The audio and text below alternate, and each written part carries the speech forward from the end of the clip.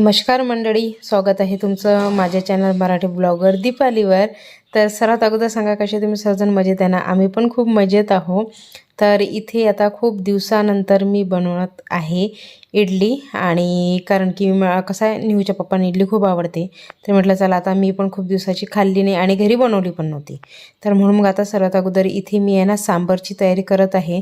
तर सांबारमध्ये टाकण्यासाठी माझी इथं जास्त काही भाज्या नव्हत्या, फक्त लौकी होती, त्याच्यानंतर टमाटर आणि 2 वांगी आणि 1 कांदा, फक्त मी एवढंच घेतलेलं आहे। आणि तसं तरी जर म्हणजे कसं आपल्या घरामध्ये आपण जेवढं पण भाज्या असतात ना तेवढा घेऊ शकतो, पण माझी इथं म्हणजे कोणी कोणी आहे ना याच्यामध्ये बरबटीच्या शेंगा पण टाकते, गाजर टाकते, पण माझी इथं आहे ना एवढं काही नव्हतं, म्हणून मग माझी इथं ज्या भाज्या मला दिसल्या मी त्याच काढलेल्या आहेत याच्यामध्ये टाकण्यासाठी। आणि मधातच मग मला आठवण आली की बा मी तर चिंच भिजूच नाही घातली, कारण की सांबारमध्ये चिंचेशिवाय अजिबात मजा येत नाही, म्हणून मग मी म्हटलं आता कसं आहे चिंच भिजायला खूप वेळ लागणार आहे, तर म्हणून मग आता इथे मी आहे ना चिंचला थोडंसं गरम पाण्यामध्ये उकडून घेते, म्हणजे कसं आहे ते लवकर मग मुरतात आणि त्याचं छानपैकी पाणी निघते, म्हणून मग आता मी त्याला उकडून घेते। आणि इथे सर्व भाज्या ज्या आहेत ना ह्या बारीक अशा कट करून घेते। तर इकडे मी आता भाज्या कट करत होती, तर दुसरीकडे आई दुसरं काम करत होत्या। कोणतं काम करत होते हे पण सांगून देते। आईने आज सकाळी आहे ना तूप बनवलेलं आहे, तर ते तुम्हाला साईडला कढईमध्ये दिसतच असेल, पण कसं आहे माझ्या इथं तुपाच्या 3 भरण्या आहेत आणि खूप दिवस झाले त्या भरण्या मी आहे ना क्लीन केल्याच नव्हत्या, आणि म्हणजे एक वेळा केल्या होत्या म्हणजे दिवाळीच्या वेळेस, तेव्हापासून मग मी आहे ना त्या भरण्या क्लीनच नाही केल्या आणि त्याच्यामधलं सर्व तूप पण संपलं होतं। तर आईने म्हटलं की बा तू इकडे म्हणजे नाश्त्याची तयारी कर तिथपर्यंत, मग मी ह्या ज्या भरण्या आहे ना ह्या सर्व धुवून घेते। तर आईने आहे ना एका गंजामध्ये गरम पाणी केलं होतं आणि त्याच्यानंतर मग त्या 3 भरण्या पूर्ण आता गरम पाण्याने स्वच्छ करून घेत आहेत, कारण की थंड्या पाण्याने आहे ना तुपाचे कोणतेच भांडे निघत नाहीत, किंवा मग तेलाचे भांडे म्हणतो ना आपण ते लवकर निघत नाही थंड्या पाण्याने, कारण की बाहेरचं वातावरण पण थंडच आहे। तर म्हणून मग आई काय करते की बा अशा वातावरणामध्ये गरम पाणी करते आणि तेलाचे म्हणो किंवा मग तुपाचं म्हणो हे सर्व भांडे आहे ना हे गरम पाण्यानेच पूर्ण धुवून घेत असते। मला आमच्या निहूची झालेली आहे न्हाऊ, आणि तिने पा काय केलं, अहो तिची आंघोळ केल्यानंतर हे पा तिने पा रंगारा सांडून टाकला। ए निहू, हे पा सर पेपर फाडले इथले, सर धिंगाणा केला इथे, इथलं आवऱ्याचं राहिलं। आता काय करते आरती लावा टिक्कू, हा हा हा थांब, पप्पाला दिवा लावू दे आधी। निहू दूर हो।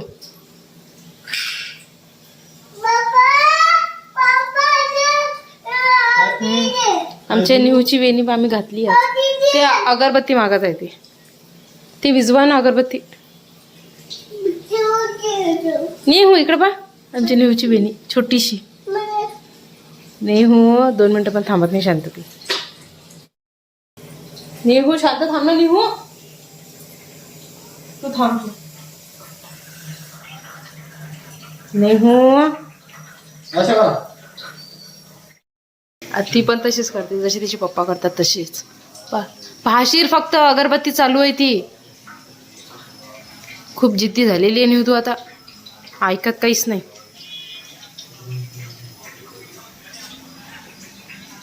ऐकत नाही ना, चेहऱ्याला पाशीन फक्त।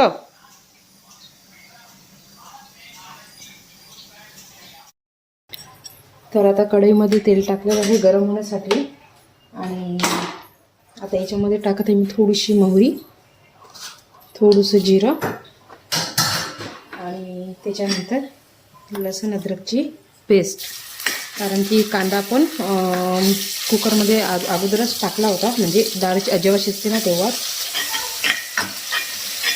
लसूण झालेलं आहे, आता याच्यामध्ये टाकणार आहो मी अर्धा चम्मच लाल तिखट, थोडीशी हळद आणि अर्धा चम्मच धनिया पावडर, हे सर्व एकत्र करून घ्यायचं आहे। त्याच्यानंतर जाणार आहे याच्यामध्ये आपलं सांबार, म्हणजे सर्व जे भाज्या वगैरे शिजवल्या होत्या ना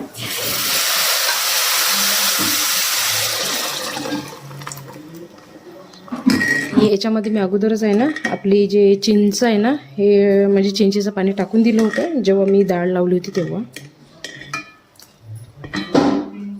आता याच्यामध्ये जाणार आहे सांबार मसाला।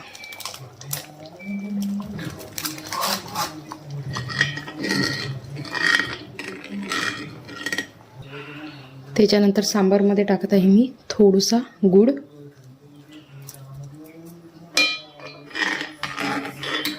आणि मीठ.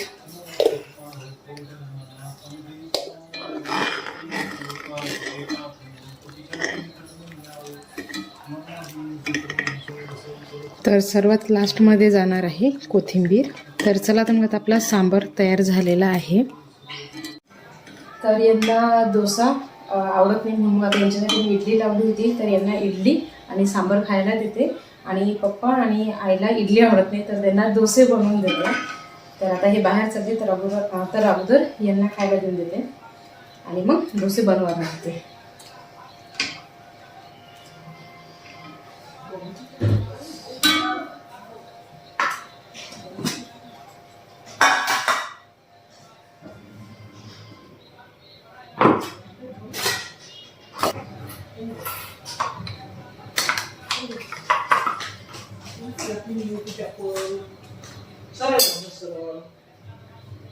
तर या सर्वजण इडली आणि सांबार खायला.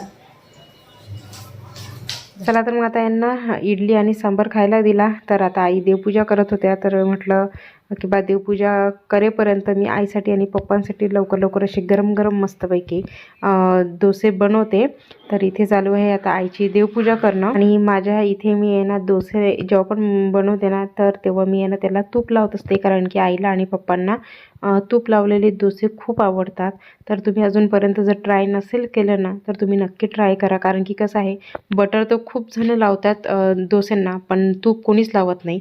तर तुम्ही ना एक वेळा तूप लावलेले डोसे आहे ना हे खाऊन बघा, खूप छान लागतील, कारण की मी माझ्या इथं आहे ना नेहमी असेच डोसे बनवते. चला तर मग आता इथे डोसे पण तयार झालेले आहेत. तर आईची तर देवपूजा चालूच होती करणं. तर आईने सांगितलं की बा मला नंतर देशील खायला, अगोदर पप्पांना खायला दे, कारण की पप्पांना पण जायचं होतं बाहेर. तर या सर्वजण डोसे खायला. आणि तेवढ्यातच माझा दादा पण आलेला होता, दादा आणि त्याचा मित्र. तर त्यांना पण मी इडल्या आणि डोसे खायला दिले. तर बस आता त्यांचं खायपर्यंत मी गरम गरम बनवत होती. तर दादा कशासाठी आलेला आहे हे आता मी तुम्हाला पुढे दाखवणारच. बूर चल.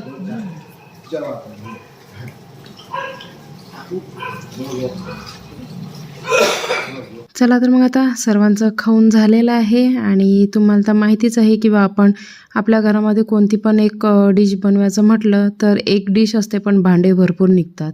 तर माझ्या पण घरी असंच आता होत आहे. म्हणजे आता मी मगाशी खूप सारे भांडे घासले आणि त्याच्यानंतर पण आता खूप सारे भांडे निघालेले आहेत. तर आता हे सर्व भांडे मला घासून गॅस ओटा पण पूर्ण हा क्लीन करायचा आहे. आणि मधातच आमची जी न्यू आहे ना ही चिडचिड करत होती, तर आईने तिला आता बाहेर घेऊन गेल्या. चोंडकूबाई चल ना, हो ना चल. इथे दादा आलेला आहे आमची कलरिंग करायला आणि आमची निहू त्याला त्रास देत आहे. निहू ते वाईट आहे ना पूर्ण तोंडावर घेऊन राहील ना, बस ना तिथं बकट शांततेने. पाय ऐकते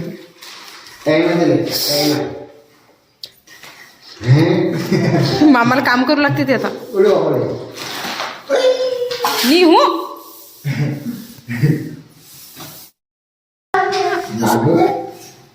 सज्जार बसून दे जा. चल हात धुवून घे. चल चल चल हात धुवून देते तुला. चल चला चल. आहे मामा इथंच आहे. मामा कुठे चालला नाही. हे पा चल ना पर. निहू नाही. अरे यार निहू. चला तर मग फ्रेंड्स आता रात्रीचे वाजलेले आहेत 8 आणि दादाने ही रूम वाईट करून दिली. दोघं जण आले होते, त्याचा मित्र आणि तो आला होता. तर लवकर लवकर ही रूम आहे ना मला म्हणजे कलर नाही केली, फक्त वाईट करून दिली, कारण की मला लवकरच देवघर इथे म्हणजे आणायचं आहे. तर त्याला म्हटलं फक्त मला आताचं वाईट करून दे, कारण की त्याच्याकडे वेळ नव्हता, त्याच्याकडे दुसरे पण कामं होते म्हणजे त्यांनी घेतलेले. तर वेळात वेळ काढून तिने मला फक्त रूम ही वाईट करून दिली. तर आता म्हटलं तो निघून गेला. तर आता सर्व जेवण झाले, कारण की सकाळपासून आम्ही जेवणच नव्हतं केलं. सकाळी डोसे खाल्ले होते तर तुम्हाला माहितीच आहे. तर सकाळपासून जेवलो नव्हतो म्हणून आता लवकर स्वयंपाक केला, जेवणं झाले, भांडे घासून घेतले. आता 7:45 वाजलेले आहेत. तर विचार केला की बा बसल्यापेक्षा इथले म्हणजे हे जे स्टोरूम आहे ना, अगोदर जे आमची स्टोरूम होती तर इथे सर्व डाग पडलेले आहेत.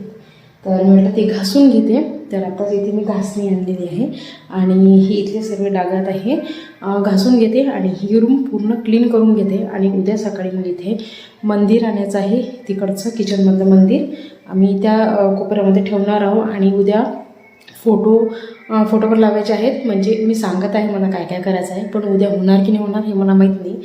पण देव मंदिर उद्या मी इथे आणणार आहे. तर चला अगोदरच मी ते सर्व हे डाग वगैरे आहे ना हे घासून घेते, त्याच्यानंतर मग हे रूम पुसून घेणार. असं तर इथे म्हणजे दादाने जेव्हा पूर्ण ही रूम वाईट केली होती ना, तर त्याच्या मित्रांनी ही सर्व रूम क्लीन केली होती. पण इथं कसं आहे ते महालक्ष्मीचे भांडे वगैरे ठेवले होते ना, तर त्याच्यामुळे खाली खूप डाग पडले होते. तर ते तर त्याच्या ज्याने निघाले नाही, तर मी म्हटलं चला याला चांगलं घासून घेते. तसं पण आहे ना मला अजिबात आवडत नाही, म्हणजे कसं आहे कुठं धूळ असली किंवा मग असे डाग वगैरे असले ना, तर मला ते पाहवल्या जात नाही. तर मी काय करते लगेचच मग झाडू घेते, नाही तर मग पोछा घेते आणि ते पूर्ण स्वच्छ करायला लागते. तर आता कसं आहे उद्या तर काम केल्यापेक्षा म्हणजे कसं उद्या पण मी हे काम करणारच होती.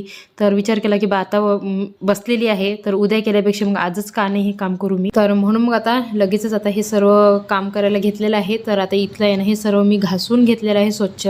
आणि आता हे जे आहे ना घासून झाल्यानंतर हे सर्व पुसून घेत आहे मी. ना पोछाने म्हणजे हे पुसलं असतं, पण कसं आहे पोछाने इतकं निघत नाही. कसं हाताने जे पण डाग राहतात खाली तर ते आपण हाताने आणखीन घासू शकतो. म्हणून मी ना हे सर्व हातानेच पुसत आहे. आता खालचं तर पूर्ण घासून घेतलेलं आहे. तर आता हातोहात मग मी म्हटलं विचार केला की बा चला खिडकी पण क्लीन करून घेते.